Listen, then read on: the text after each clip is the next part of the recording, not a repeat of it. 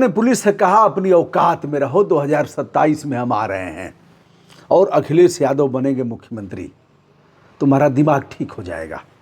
दोस्तों, 9 विधानसभा के उपचुनाव शुरू हो गए हैं। 25 तक नामांकन होना है। उसमें आज फूलपुर सहित कई विधानसभाओं में नामांकन हुए। फूलपुर विधानसभा जो सपा का गढ़ माना जाता है, लेकिन केशव प्रसाद मौर्य वहाँ से एमपी रहे हैं। अगर लोकसभा की दृष्टि से देखा जाए तो पंडित नेहरू सहित तमाम नामचीन हस्तियां वहाँ से लोकसभा में प्रतिभाग कर चुके हैं, यानी उसने प्रधानमंत्री दिया है।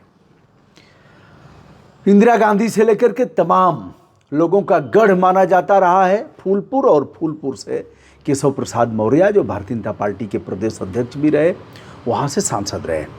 केशव प्रसाद मौर्य को भारतीय जनता पार्टी ने फूलपुर सीट दिया है और कहा है कि जिता करके लाओ। 2 विधानसभाएं केशव प्रसाद मौर्य के जिम्मे हैं और 2 विधानसभाएं मिल्कीपुर और अंबेडकर नगर की जो सीट खाली है उस पर 2 दिए गए हैं आदित्यनाथ योगी को। दोनों को मत रहे हैं। मिल्कीपुर का चुनाव अभी नहीं होना है क्योंकि वहाँ भारतीय जनता पार्टी के विधायक रहे जो प्रत्याशी होने की कगार में भी हैं, यानी लगे हुए हैं, नंबर पर है। बाबा गोरखनाथ ने एक याचिका किया था, इसलिए वहाँ का चुनाव अभी तक नहीं हो रहा है। अब हम फूलपुर ले चलेंगे, उसके पहले हम केरल के वायनाड में आपको ले चलते हैं, जहाँ प्रियंका गांधी कहें या वाड्रा, दोनों ही नाम हैं।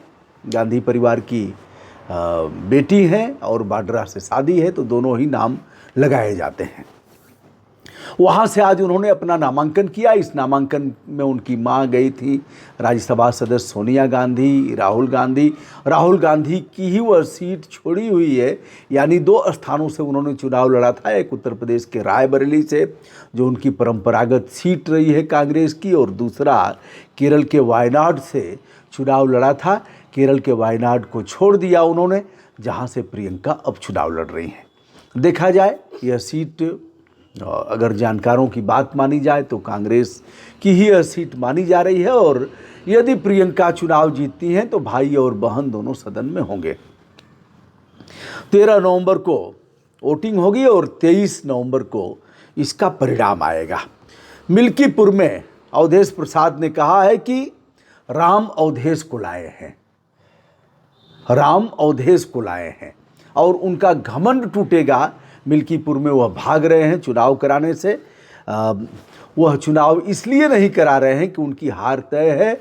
अखिलेश यादव ने वहाँ से अवधेश प्रसाद के बेटे को टिकट दिया है। दोस्तों, अन्य सीटें हैं जिस पर हम बारी बारी बताएंगे आपको, और कुल मिलाकर के भारतीय जनता पार्टी ने अभी तक एक भी प्रत्याशी अपना घोषित नहीं किया गया है। जहाँ तक फूलपुर का सवाल है, फूलपुर में बहुजन समाज पार्टी ने जिसे टिकट दिया था अपना कैंडिडेट बदल दिया है। अब फूलपुर में क्या होगा, केशव प्रसाद मौर्य फूलपुर की सीट को कैसे जिताएंगे, या तो समय बताएगा। फिलहाल भारतीय जनता पार्टी नामांकन में 2 दिन शेष और हैं, अभी तक प्रत्याशी घोषित नहीं किया है।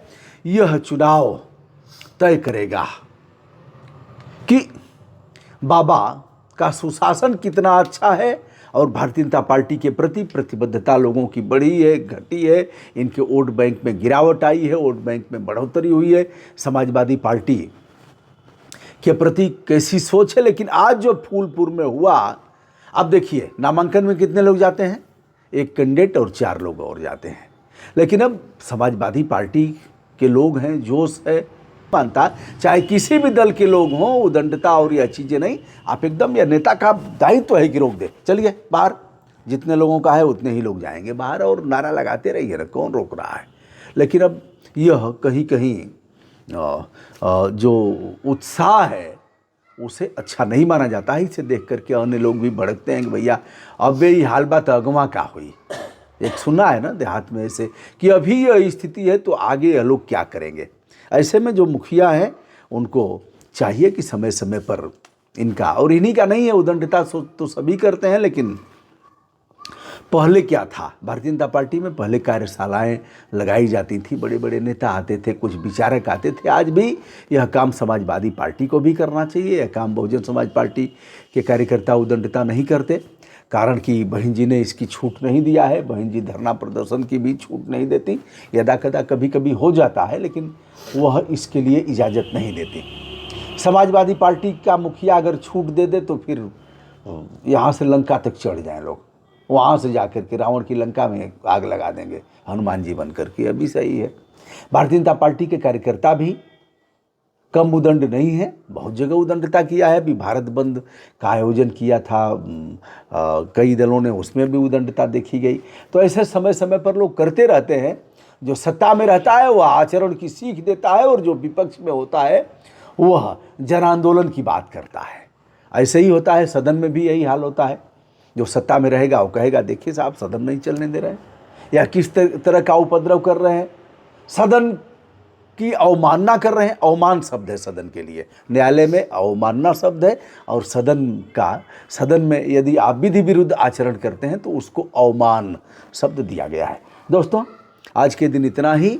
यूपी के 9 विधानसभाओं के उपचुनाव को बारी बारी बताऊंगा, और फिर हम आपको केरल के वायनाड में भी ले चलेंगे। अन्य जो विषय हैं, तात्कालिक विषय हैं, उस पर भी वीडियो करने का प्रयास करूंगा। मैं हूं ब्रजभूषण दुबे, संपूर्ण आदर के साथ हमारा प्रणाम।